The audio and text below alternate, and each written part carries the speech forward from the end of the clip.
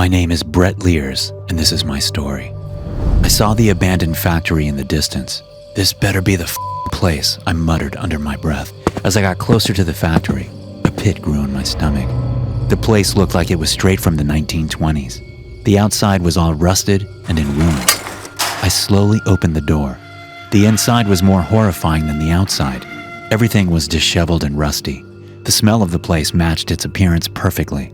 Right in the middle of the room was a table. On the table was a desktop computer. This didn't surprise me. I sat down at the computer. I typed in the same website URL as before, treasurehunt.onion, and pressed enter. The website loaded, and the usual 5 icons loaded. On each icon, it had the word challenge written on it. Each challenge icon was numbered 1 through 5. This was the last challenge of the treasure hunt until I received my award.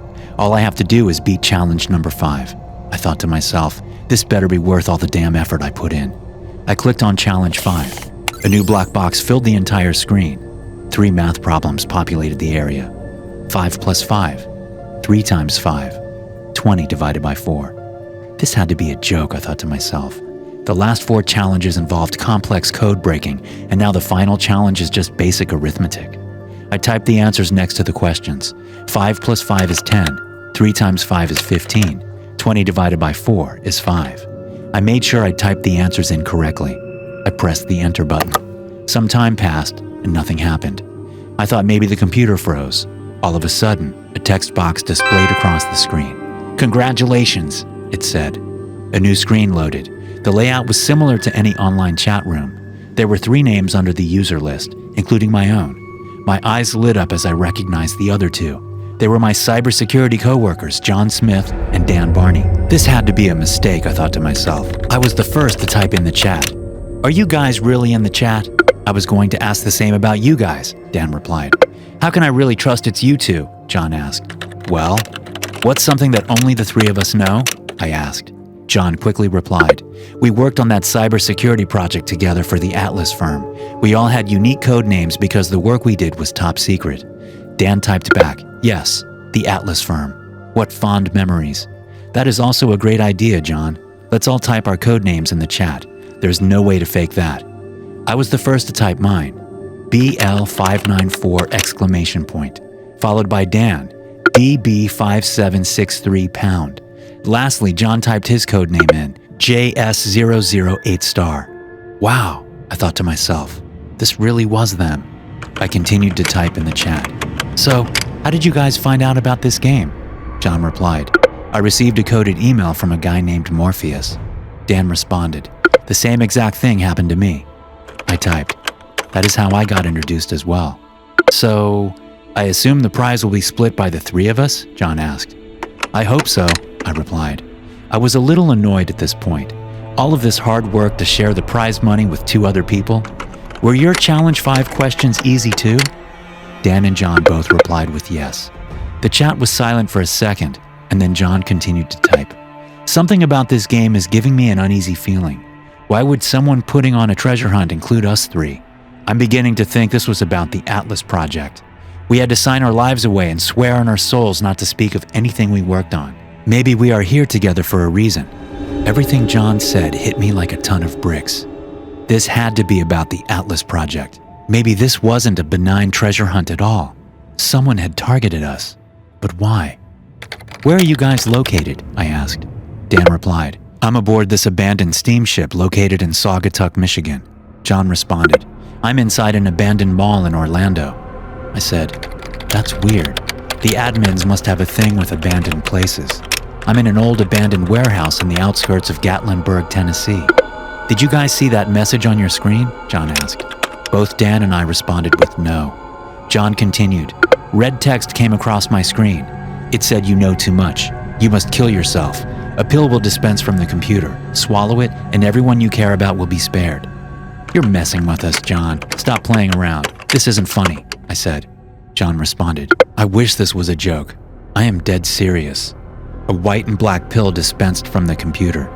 A timer just appeared on my computer. My stomach dropped. Different thoughts raced through my mind. What if this was serious? What would happen to John if he did not comply? I said, "Just stay calm, John. This is probably a sick joke. I'm beginning to think this whole treasure hunt was a sham, Dan replied. Yeah, I wouldn't be too worried, John. I doubt anything will happen once that timer hits 0. I really hope you guys are right, John said back. How much time do you have left? I asked. Only 10 seconds, he replied. The 10 seconds went by, and we didn't hear back from John. Is everything okay, John? Dan asked. Yeah, I guess. Nothing happened. Wait, an image just popped up on my screen. Some time had gone by, and John didn't say anything more.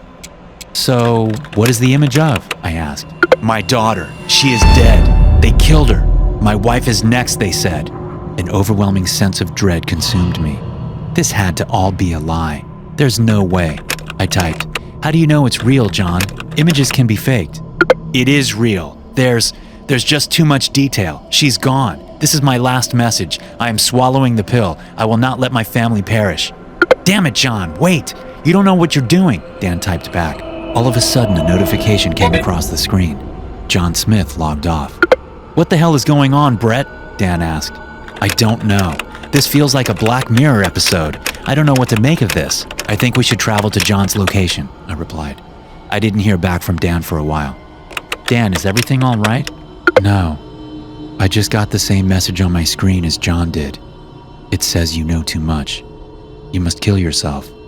A damn black and white pill just dispensed from the computer, and a timer is counting down from a minute. What are you going to do? I asked. This is all BS. I'm going to wait and see what happens. What is the timer at now? 10 seconds, Dan replied. I prayed that nothing would happen to Dan's family. Okay, the timer hit 0, Dan said. And what happened? I asked. I didn't receive a response for a while. I started to get nervous. Dan, what is going on?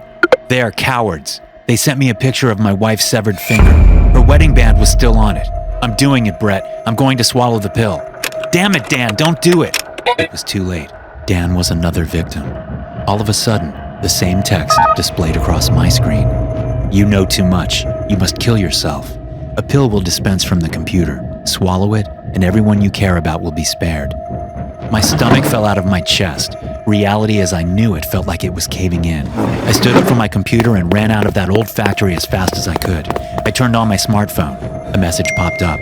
It said, "You can run, Brett, but you can't hide." I immediately threw my phone out of the car. I raced home wondering if I would even have a family to come home to. Upon opening the door, I was greeted by a police officer. He said, "Have a seat, Mr. Lears." "Where the hell is my family?" I yelled at him. "Don't worry, they are safe. They are in good hands," he said back. What the hell could this be about, I thought to myself. I proceeded to sit down on my couch. The man continued to talk. "We found the body of John Smith's daughter and the body of Dan Barney's wife in your house." My face lost all color. I thought I was about to faint. "No, that can't be possible. What are you talking about?" He leaned closer to me and whispered in my ear, "This didn't have to happen, Brett. You should have just swallowed the pill. I will give you a second chance. Here is another pill." He held out a black and white pill in his hands. "And if I do this, you promise you won't harm my family?" I asked. "Yes, that is a promise. Sorry you got caught up in this, Brett. There is just no other option. You three just found out too much about the Atlas Project." I swallowed the pill, and my world went black. Thanks for watching. Be sure to subscribe and smash that like button to get notified every time I upload a new video.